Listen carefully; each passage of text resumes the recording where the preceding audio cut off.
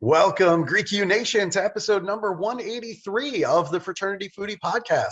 I am your host, Mike Ayalon, CEO of Greek University. I am a speaker and author of the book, From Letters to Leaders, Creating Impact on Your College Campus and Beyond. We call these episodes the Fraternity Foodie Podcast because there is nothing like great food to bring fraternity and sorority leaders together, as well as college students together.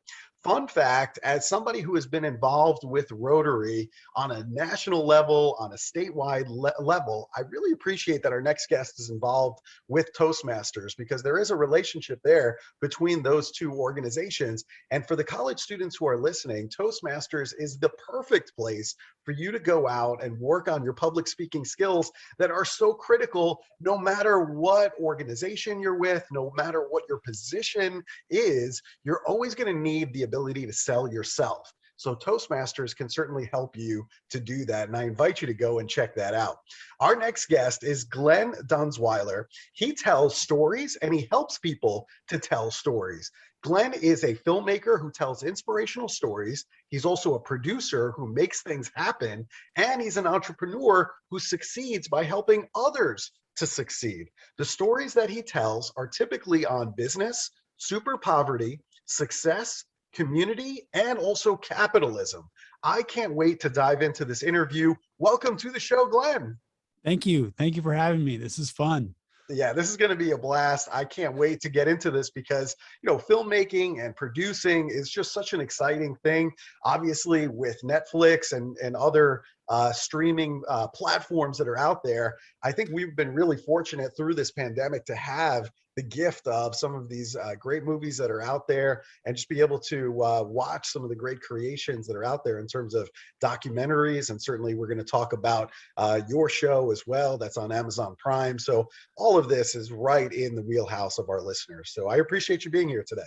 Yeah, thanks for having me. Of course.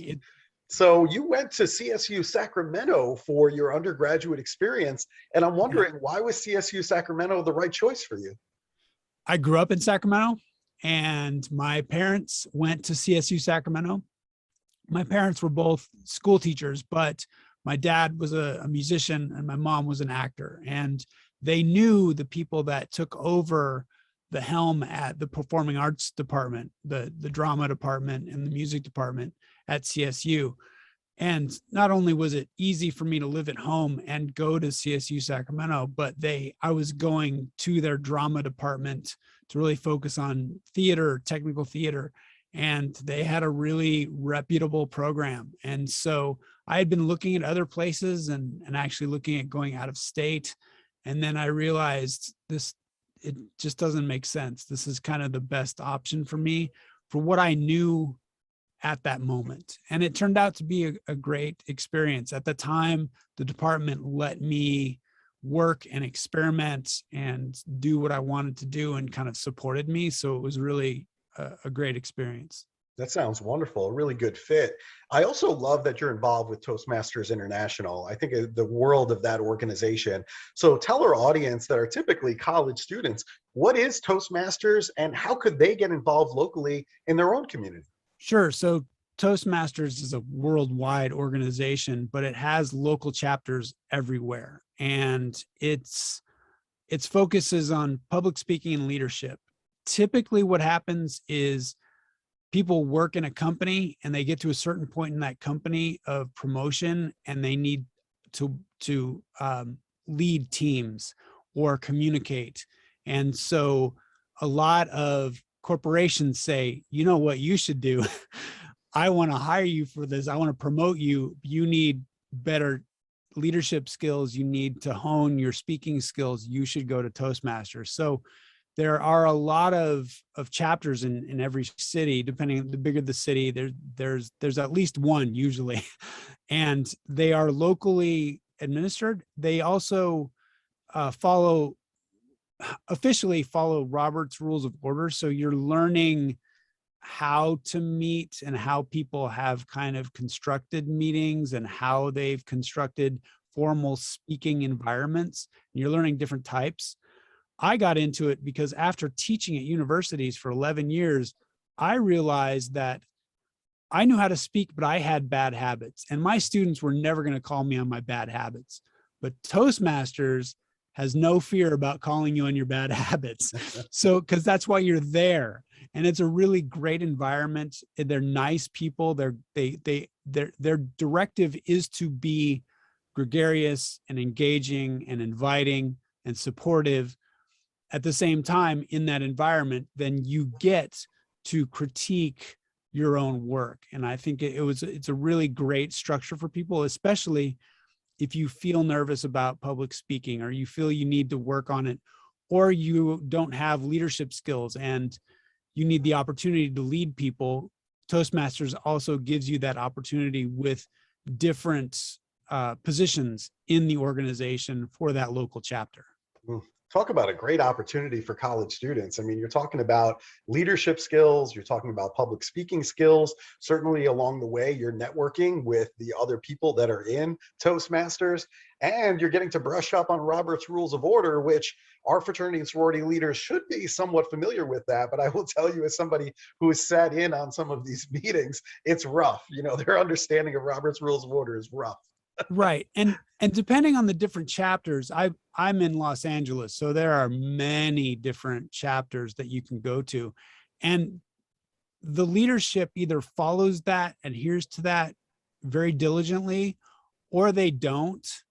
And so you get kind of a mix, and that's good too. At least you get an idea of what it is. And if you want to dive in, you can, and you can always find a chapter that is really concerned at teaching you those standards. Yeah, each chapter definitely has its own tendencies and structure. So they are kind of independent in that way, that they have their own flavor depending on which chapter you're at.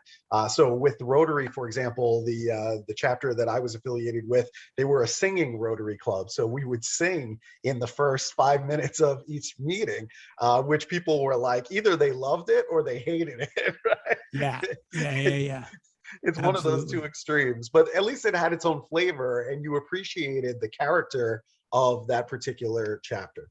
So Yeah, we had in Los Angeles, there's a chapter called Toastmasters that formed, I think, in the late 70s, early 80s, and people kind of looked at through the side of their face that, yeah, we know what you're doing, you know. And it was, but you know, different strokes for different folks, different flavors for different people, you know. And the great thing about Toastmasters is you get to experiment finding your people, your community. And I think that that's something I also was really bad at, is forming a community of people that I wanted to be around. And Toastmasters gave me that opportunity, because great. a lot of people in Toastmasters are directed human beings. They want to do things. They want to make things happen. And for people that want to make things happen, it's good to be around people that want to make things happen. That's a great point. And people should really be doing an inventory on a regular basis of the people that are around them. Are they adding to your life, or are they subtracting from your life? And if they're subtracting from your life, it's time to move on. It's time to cut them out and move Yeah. forward without them. So I think that's very healthy. And I'm glad that you found an organization of like-minded people that want to move forward. I think that's great. Yeah. You were also an assistant professor in production design and filmmaking at CSU San Bernardino. Yeah. So you also did work at UC Riverside and UNLV before that. So what is that experience like, working with college students on something that you're so passionate about yourself? Sure. Performance departments are different than kind of, let's say, the math department, or because you teach class and then you do production with these students. And so you have this kind of multifaceted relationship with your students, for good and for bad, because it's when you're in a university setting and you're in contact with 18 to 22-year-olds who are just as well trying to figure out their path in society. And now they've just left an or a school where you call your teacher, and now you're calling a teacher professor, and you're trying to with that navigation.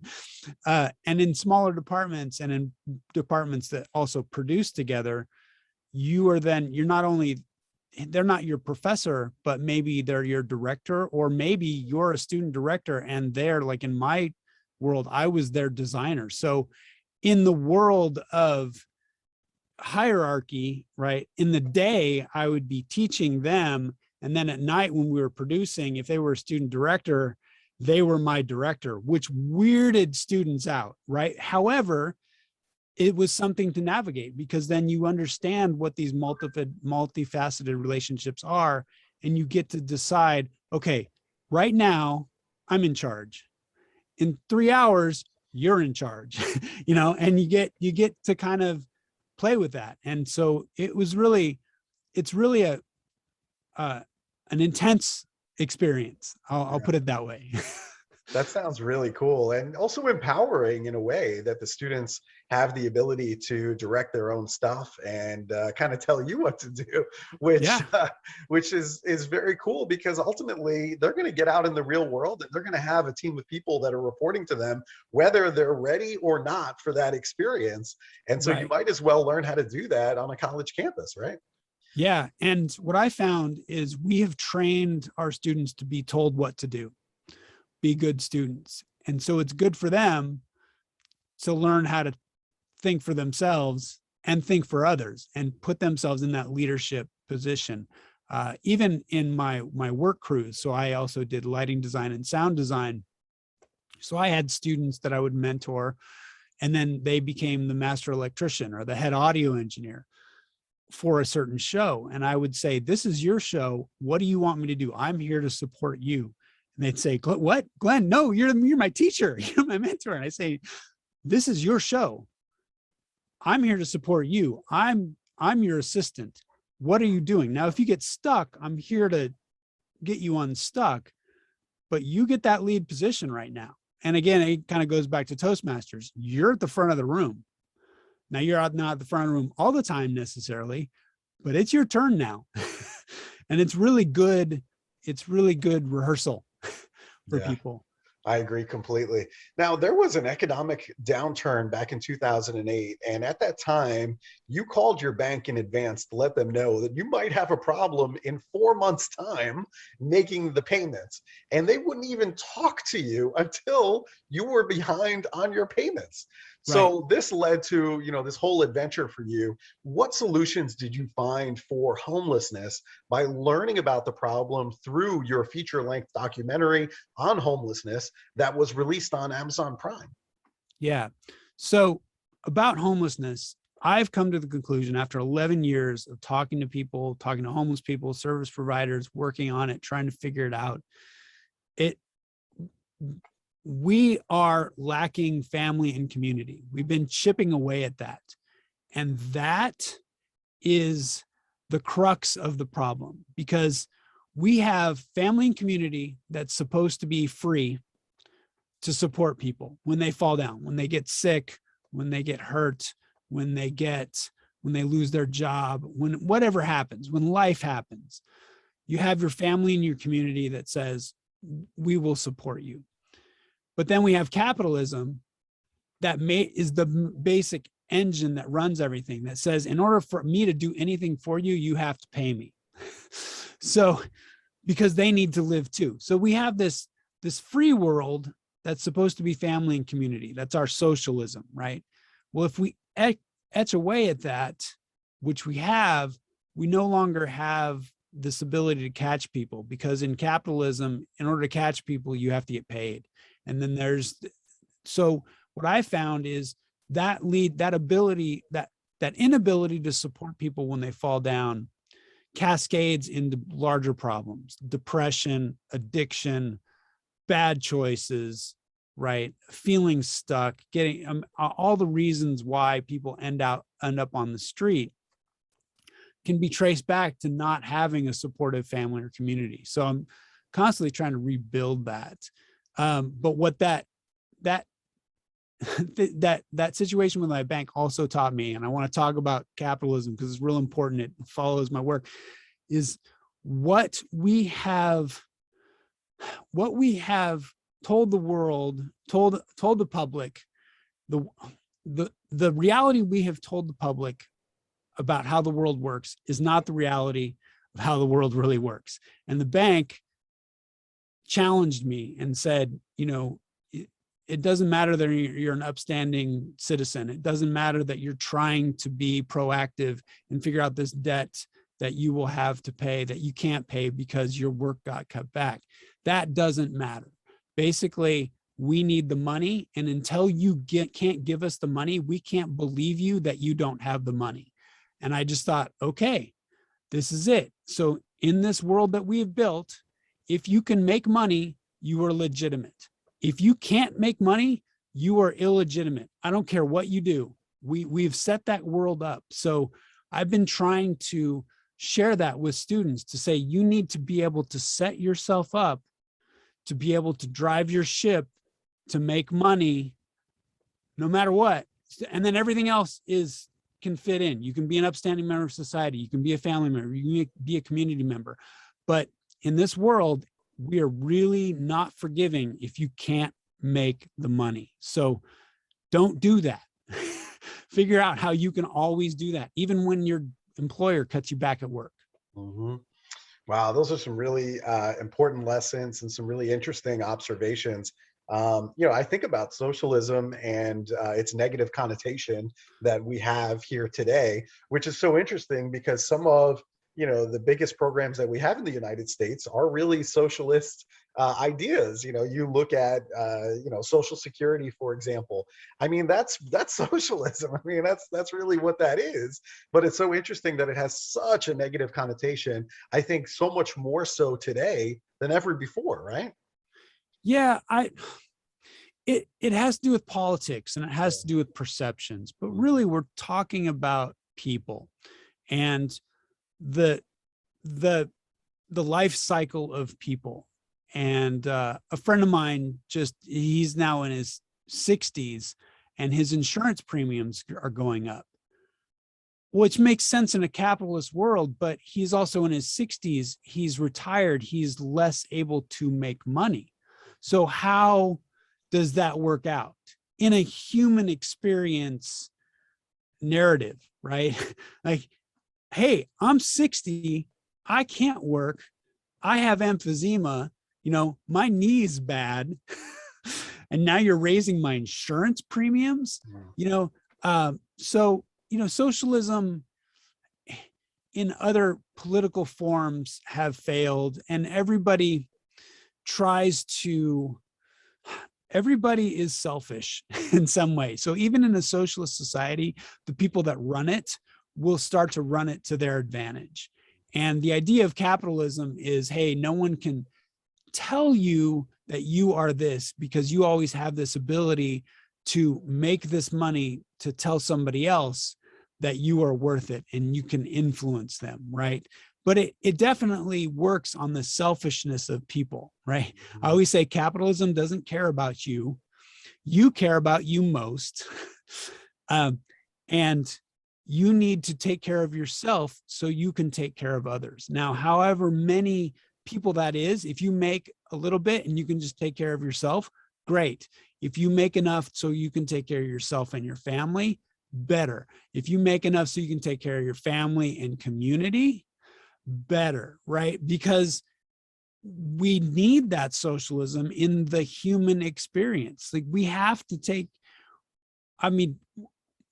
we should, I think, take care of our elderly unless we're just putting them on rocks and killing them off. I mean, I don't see anybody being a proponent for that these days. Yeah, we should just kill our old people off. I mean, so what are you going to do? So yeah, I mean, we have capitalism. We're good at it. We figured out how to make this engine be amazing and reach the height of heights. We sent people to the moon and all these other amazing things. But how can it also just help people in their human condition? Because the human condition keeps happening. We keep building, we keep having babies. It doesn't stop.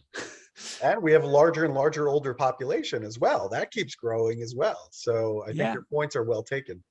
Yeah.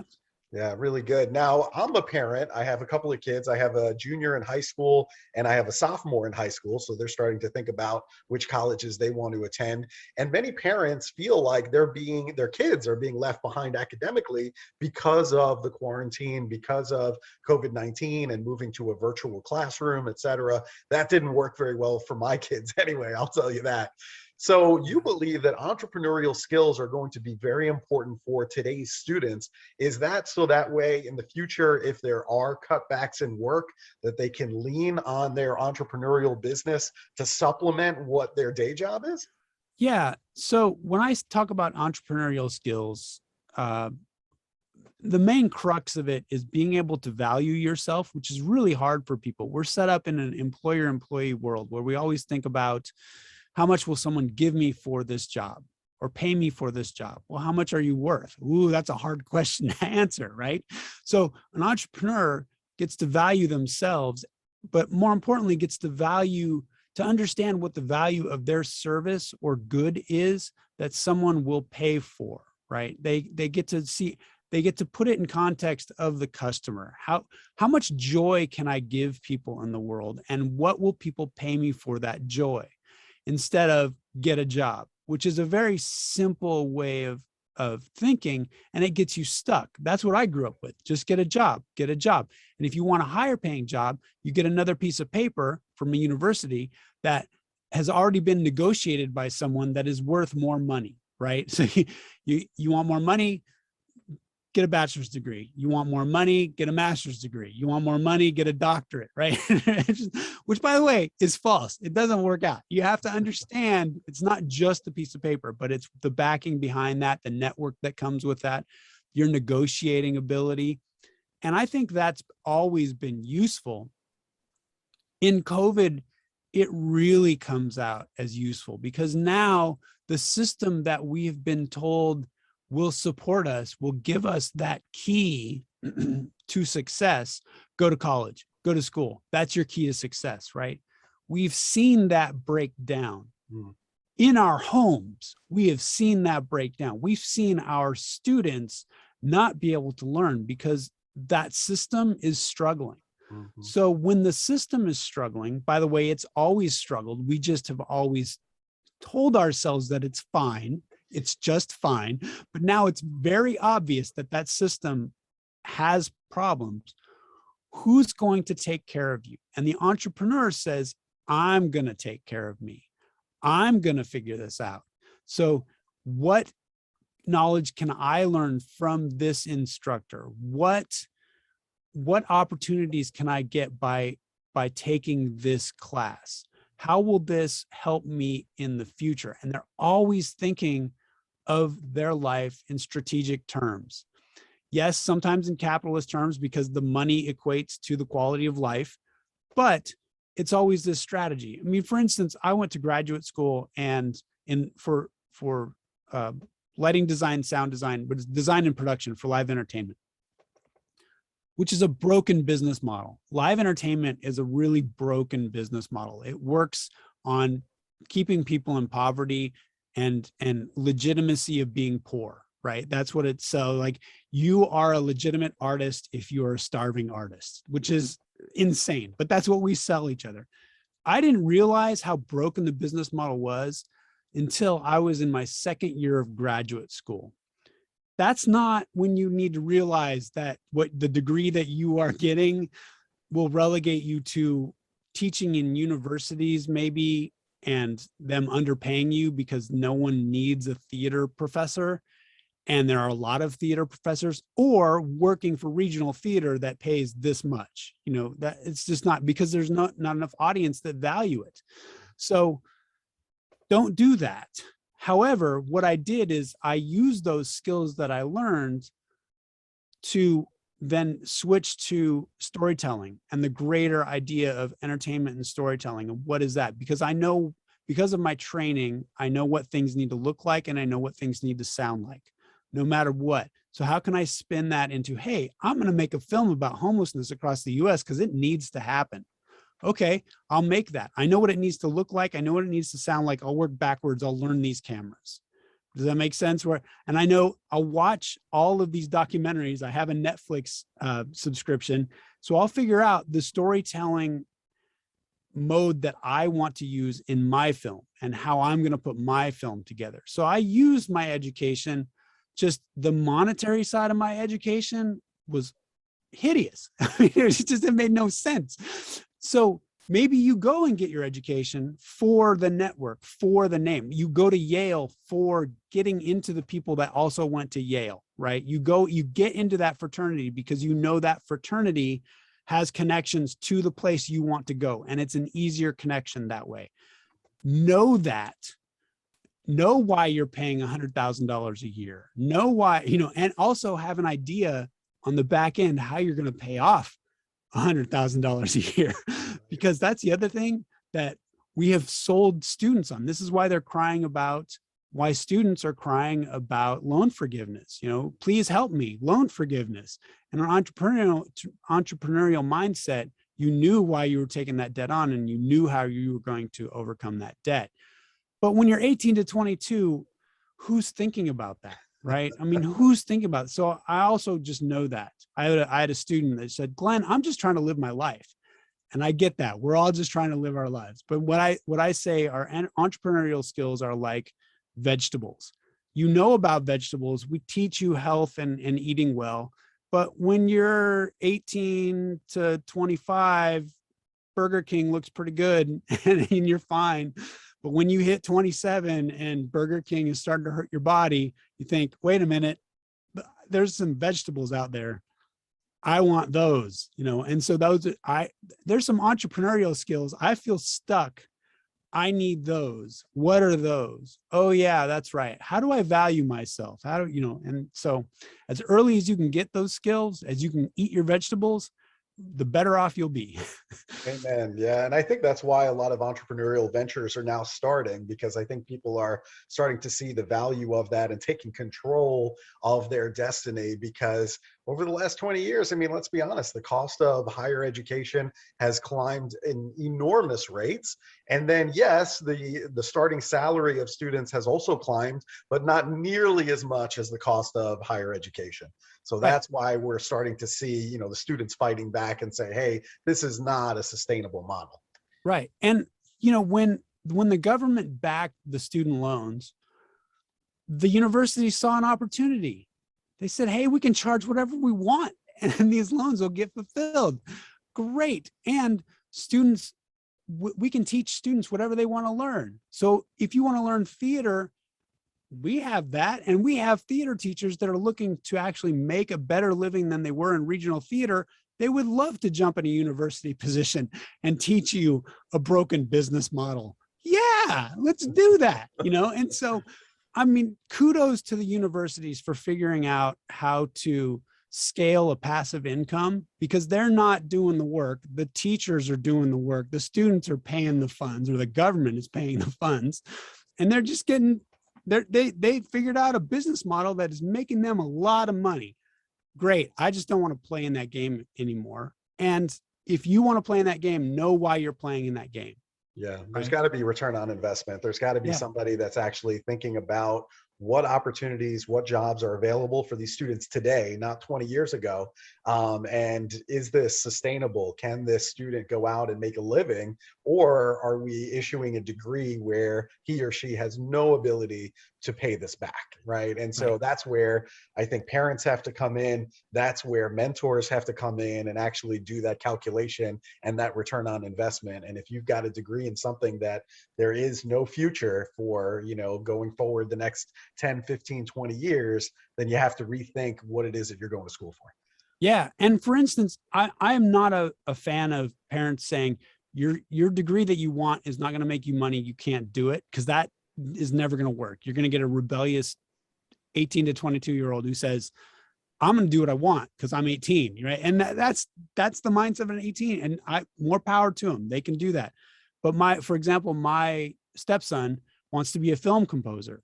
That's really niche, right? There's no director that's going to hire him that is all of a sudden going to pay him $300,000 to score a film, right? Who is his market? But there are a lot of YouTubers now that need original music. And there are a lot of places where you can put your music up for sale, marketplaces. So there is a career for you. Maybe it's not working for the top end director right out of school, but maybe there is a way, if you think entrepreneurial, to pay back that $100,000 loan. You just have to be smart about it, right? You just have to be smart about it, because no one else. Take care of yourself so you can take care of others. I like that a lot. Now let's talk about students and making presentations, which they do all the time. What presenter tools can students use to make a greater impact on their audience, whoever that audience is? Yeah, this is what Toastmasters was great on, because they knock this stuff down, they notch it out. And we can talk about technological tools. I call it flash and trash, bells and whistles. We use our projector, and we have this software and this slide software, and all that stuff is great, but it's extra. You work on your communication skills, your eye contact, you're smiling, you're speaking clearly, you are actually enjoying the conversation you're having with people. And it's a conversation. You try and get them engaged as well, because that's when they have fun. When you are talking to people, they have fun talking to you when they also get to talk. So all these things get checked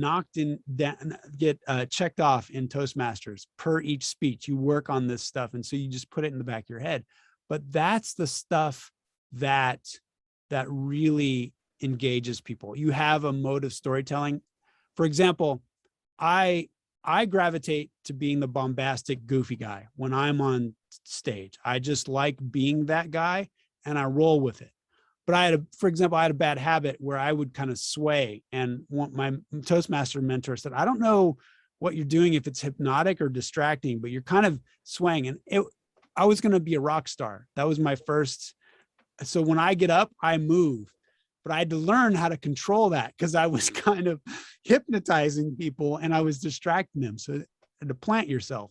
And so you get all of these kind of tools that are personalized for you that have to do with human communication. And those are the presenter tools that last throughout the technology breaking down, because the technology will break down. You will be doing a presentation and that slide, that PowerPoint will not work.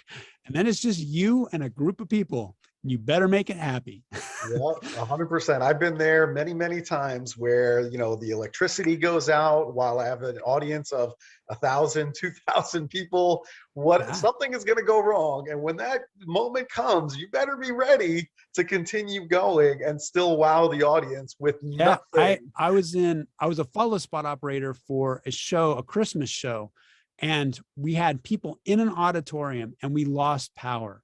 So we had people sitting in the dark, and the leader of the director got out and just ran a sing-along for 30 minutes until we could safely get people out of the building. Because when you're in a dark, quiet room with people, that's a recipe for panic. And so he turned a disastrous situation into amazing community event.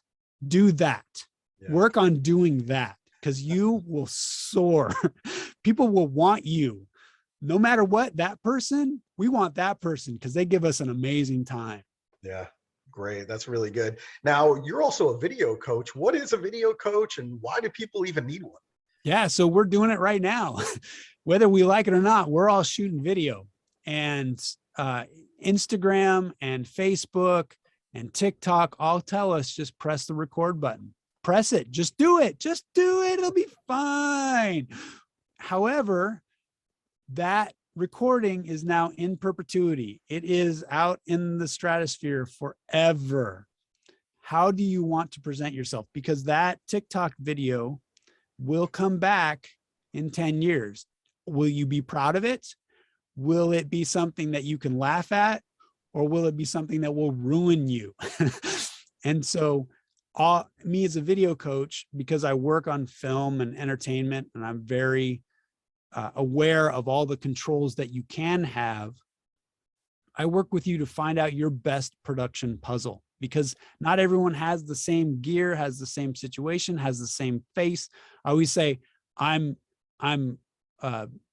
oily, I'm red, and I look like I'm tired a lot. So those are my things that I have to overcome.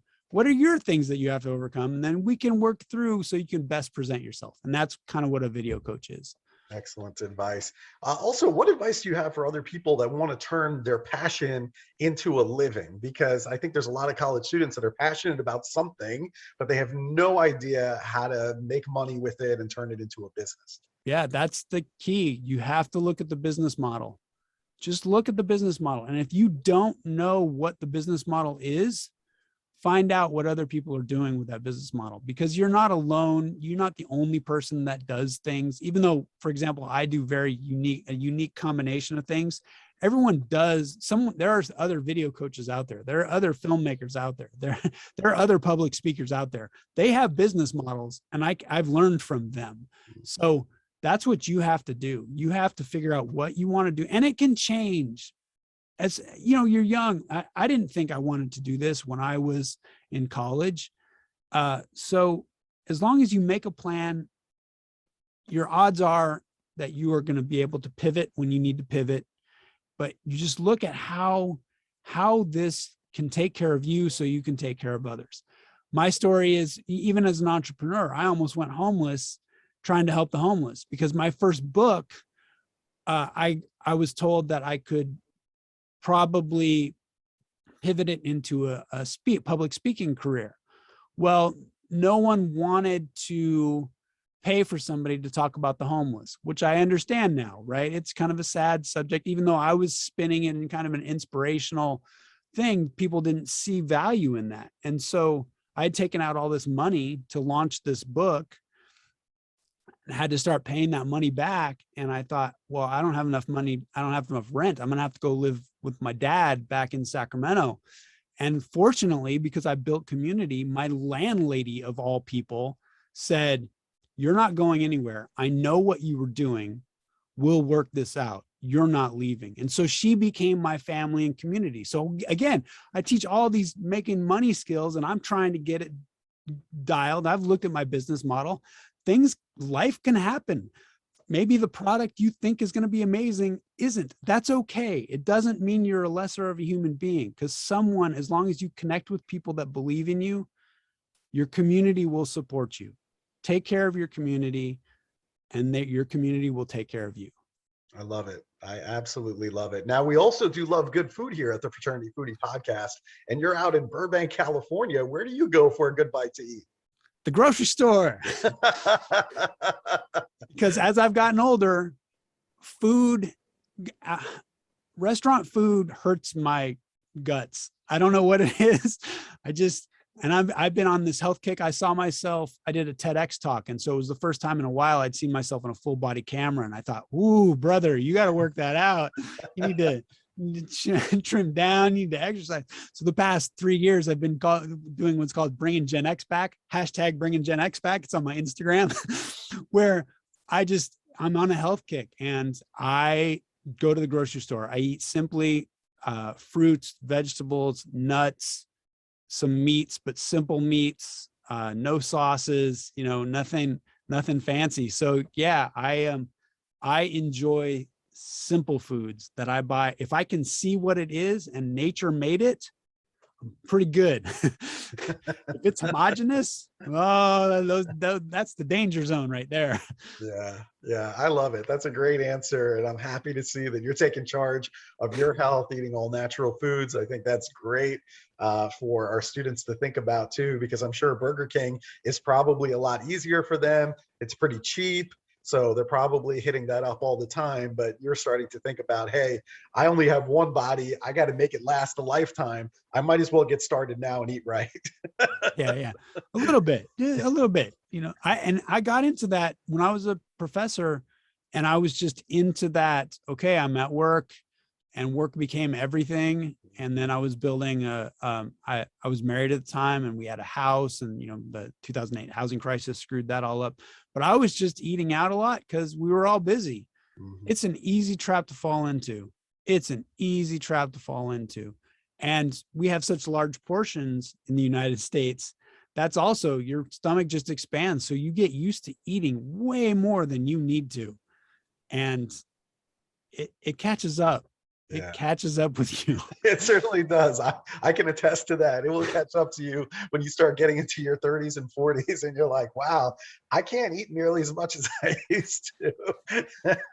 Yeah. So fantastic. All right. So if our listeners, if they want to bring you in to speak on their college campus, maybe they want to become social entrepreneurs themselves, maybe they want some video coaching because every one of our listeners is on Instagram and TikTok all day long, where should they go to connect with you? So glendunzweiler.com. If you can spell my last name, you can find me. I'm also on LinkedIn, YouTube, Twitter, Instagram, Facebook. So it's Glen Dunzweiler Productions, Glen, just my name, DUNZWEILER, and Glen with one N. And yeah, That's I'd love to fantastic. hear from you. And if our listeners want to watch your documentary on homelessness, where can they go to catch that? Yeah, so it's called Why Homeless, letter Y, homeless, ? And it's on Amazon Prime. So if you have Prime, it's free for you to watch. And it goes through who homeless people are in the United States, how they get there, what happens while they're there, and how the ones that are successful can get out, strategies for success. And I'm working on that wholeheartedly all the time. I'm trying to figure it out. I'm trying to ally myself with other like-minded people to really make a direct positive action, because it has not gotten better in the past 11 years. In fact, it's gotten worse. Yeah, I completely agree about that. My wife and I were actually talking about this issue a couple of weeks ago, and I travel a lot, and so I see it firsthand, and I've seen the progression. I fly into places like Oakland, California, for example, and the homelessness problem is it's pervasive, and Yeah. I've seen it over time just progressively get worse and worse and worse and worse. And something's got to be done, and everyone just kind of shrugs their shoulder and they're like, I don't know what to do about the problem. Yes, it's a problem. We all agree with that. But in terms of ideas or solutions, it's like nothing. It's a vacuum. So I'm just grateful for the work that you've done and the documentary and the fact that you're going to, really tackle this problem head on. Kudos to you for taking care of that, because there's just not enough solutions out there and there's not enough people talking about it. Yeah. And the last key thing to the whole thing is someone else is not going to fix the problem. You have to fix the problem however you can. That doesn't mean that you have to be the homeless avenger, but what can you do? That's the only way with your community. That is the only way we're ever going to get a handle on this, because it's a one-by-one person problem. It's not oh my gosh, there are 40,000 homeless in LA. What are you going to do with that? That's too big. Scale it down. Yeah, it gets overwhelming for people. I mean, people, they throw their hands up because it's so overwhelming, and it's the problem is pervasive. So it's like, I can't possibly help all of these people. But I think if we all started in our own corner of the world, and you start with one person, then collectively we can make a difference. Absolutely. Absolutely. That is the way. I appreciate you, Glen. Thank you so much. To our listeners, if you enjoyed this conversation with Glen, please like it and share it with your network on social media. And we hope to see you on another episode of Fraternity Foodie. Thanks so much, and bye for now.